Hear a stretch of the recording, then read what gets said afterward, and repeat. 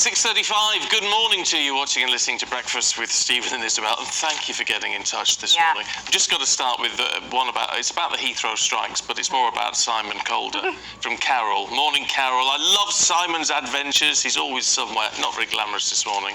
Our very own Phileas Fogg. Very true. Honestly, it's just like... We'll call him Phileas from now on. We should, every time we speak to him, he's in a different country normally. But Carol says, gracious me, poor folk who have cancelled flights. It's relentless and has been for the last 3 years. I'm surprised airlines are all still in the sector. Also, we were talking about Olivia Pratt-Corbell and the conviction yesterday of her murderer, and Nada has been in touch. We were just talking to a youth mentor a few moments ago, weren't we, Stephen? And she said, we grew up with nothing, yet we did not turn to criminality as an excuse. They do have alternatives, education that can get them a career. Is that too hard to actually work for something? And I do think that's a point, isn't it? Sometimes people say we had nothing else and use that as an excuse, but you don't have to go down the road of drugs well, you don't, and criminality. I'm sort of tempted to agree with that, but then because that's what I did. I had a job and all this, but I grew up in the Lake District, you know, and I just think if you're growing up in a city where the gang culture is already there, it must be so much easier to slide into it. It's like Mark said, he walked out the door and he didn't have nurses, doctors, lawyers. He had criminal gang members driving around in flash cars that were sort of threatening. So you can see how it happens, but anyway. So it's a fair point, Nada. I just think some people, it's the circumstances they're in.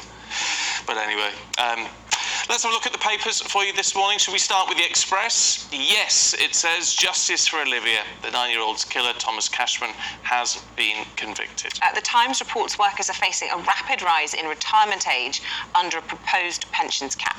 The Eye says pensions will be a sting in the tail as people in their 40s might have to work until they're 70. Something to be cheerful about this morning. And The Guardian leading with tax and price rises, claiming families will be almost £700 a year worse off.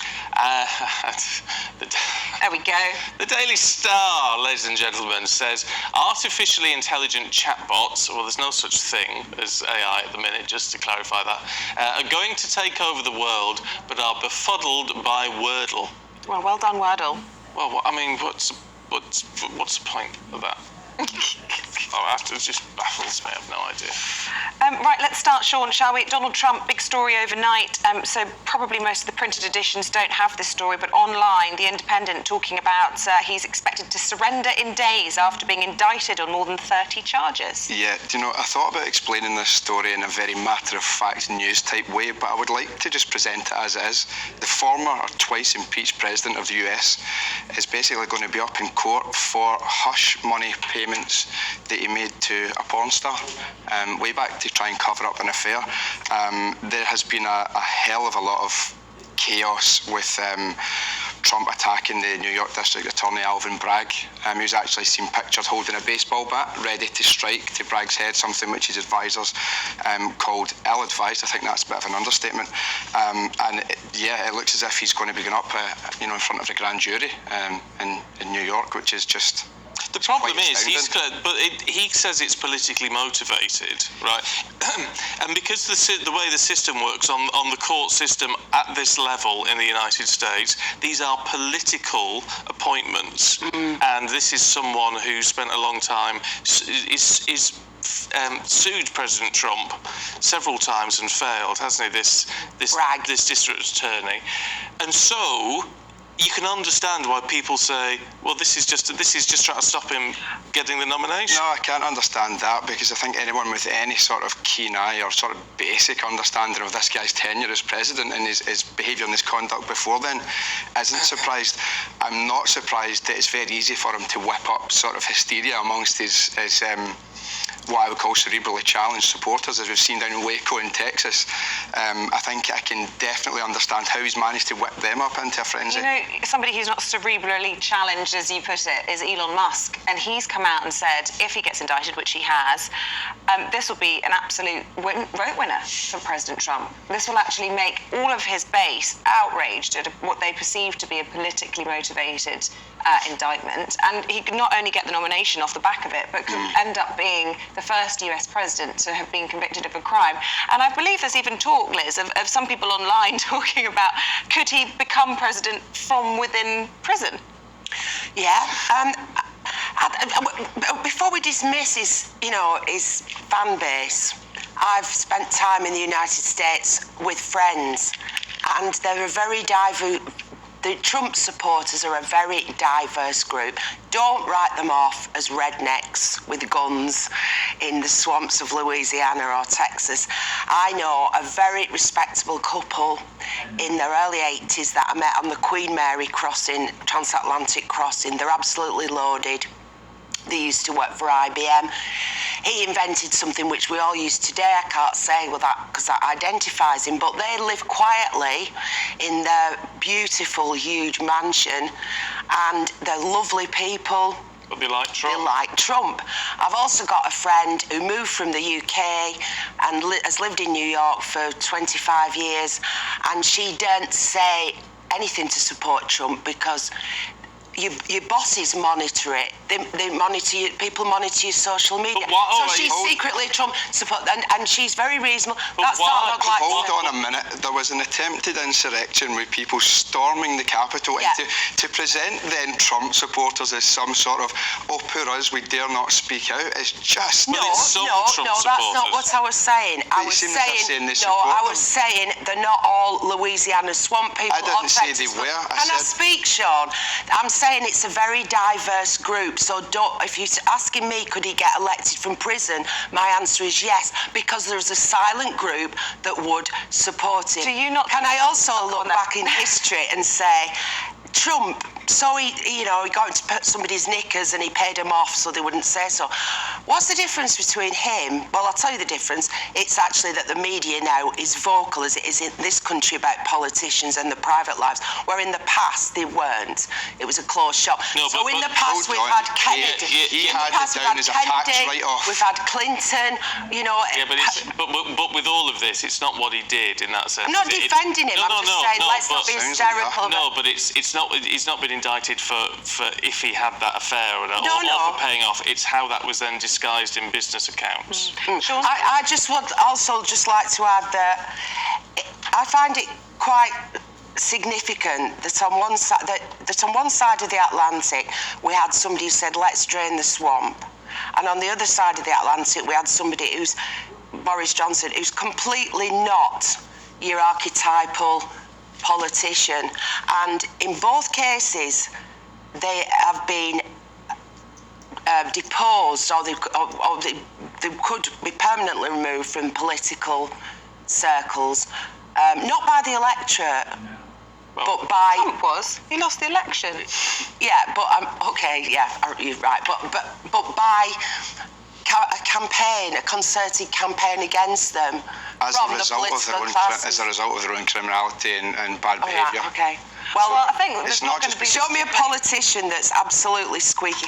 I just think it's too easy to go, Trump. The highest office in the world who is disguising payments to cover up an affair as sort of tax relief for however he's done it, and to say that this is because they behaved their way in which all of us do is just nonsense, especially when you're at the very top of office in this country. It's how he's allegedly done it, Sean. Allegedly is the key word there. Doing some heavy lifting. He's not been convicted of anything as yet. Let's look at The Guardian, Liz. A wave of rising bills and tax rises due to come in next week. It's going to leave us 700 quid worse off every year. I don't know where they get that figure of 700 quid. I think it's a lot more than that. And it's huge already. I've just had a gas bill for £950. All right. Gosh. I've taken photos of the meters and I'm querying it because I can't see what's been going on. Done it. No. Well, just wait. We see the Telegraph yesterday. People on gas are going to be penalised even more with the new net zero plan. Yeah. So watch out, people on gas meters. Yeah, especially if you live in a high-rise flat, how are you going to have a heat pump in your window box? Anyway, it's not just gas, is it? It's everything. I mean, the Guardian says council tax will go up for the first time above £2,000. Well, mine is the house I pay council tax on is a 3-bedroom bungalow, so it might be band E, but I already pay £2,750 in Kent. Yeah. Depends where you live. And then just things like a jar of coffee, which not long ago, you know, every supermarket had them on the shelf end of the aisle, didn't they, for a fiver, whatever brand it was, and it's now £8. Well, last time I looked, where coffee comes from, would not be affected directly by any war in Ukraine. You know, the costs of gas or electricity, or it just, there was a report actually to the EU Commission that retailers are profiteering, you know, on the basis of everybody's expecting prices to go up. So it's like, oh yeah, it's the cost of living crisis. We've had to put a jar of Nescafe up from £5 to £8. Fish and chips in a fish and chip shop's over £10 now. Yeah. So they say £700 a year.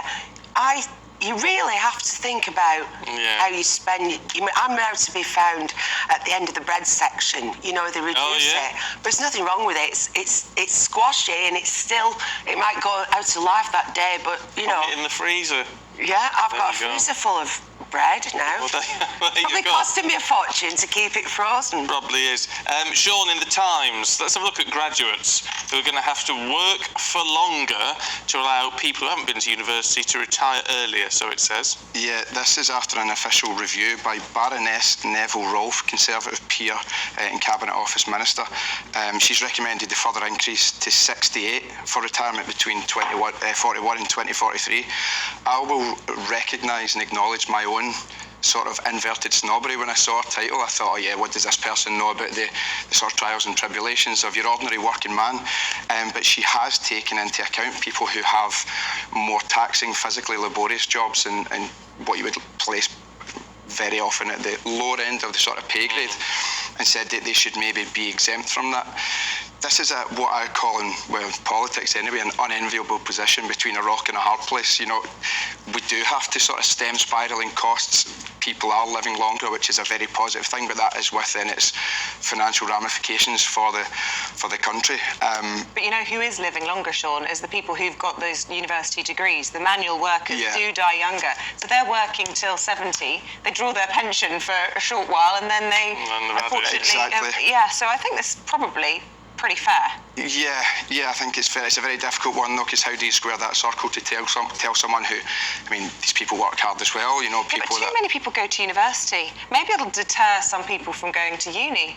Oh God, I mean, I don't even want to try and get into that debate and start telling people maybe you shouldn't consider it. I take your point. It's it's very much rock and hard place. But it's very hard to work out what to do. I mean, I'm a northerner, therefore a big saver, because it's just what you do. You just save. Well, I'm a southerner and I'm a saver as well. You? Yeah, I'm cautious. I'm more north than you, and I struggle to save. So come on, it's very important to save. Haphazard. But even with my pension plans, everything's geared. Plural. I've got it all geared up, right? So I know when I can retire and all the rest of it. But my money runs out when I'm 90. Really? Right. So if I live longer than 90, I've had it. Well, I got all my ducks in a row to be able to retire at 62. So I can't wait till I'm that age. What's gone wrong, Liz? Well, I'm just, basically I can take care of myself. So I'm fortunate there. I mean, it's the same with the arguments in France. You know, the French are saying it's okay, you know, if you've sat behind a desk all your life. Actually, sedentary work really can be bad for you. Yeah. But, you know, if you've been grafting since you were 16 on a building site, hovering bricks, you're going to be probably in a different state. The thing with state pensions in France and in the UK is it's a big con, because people think that they're paying their national insurance, that it goes into a pot to pay for pensions and social security and the NHS, and it doesn't. It's just a second income tax. And you think, people say, oh, I've paid in all my life, you know. So I started work in 1978, so I think, I've paid in all those years, but it's not been saved up for me. The money that I will be able to claim next year when I reach 66 as a state pensioner, my son and my two sons and their wives and girlfriends, they're working now to pay me. Yeah. There isn't a pot of money, and our own UK state pension scheme is a time bomb. just waiting to absolutely. explode. Yeah. And that's why they want to put it up to, at 68 as soon as possible. But they're like politically squirming now because they know how unpopular it's going to be. Well, it is. It is. We need to leave it there. Liz, Sean, thank you. We'll catch up with you a little bit later on.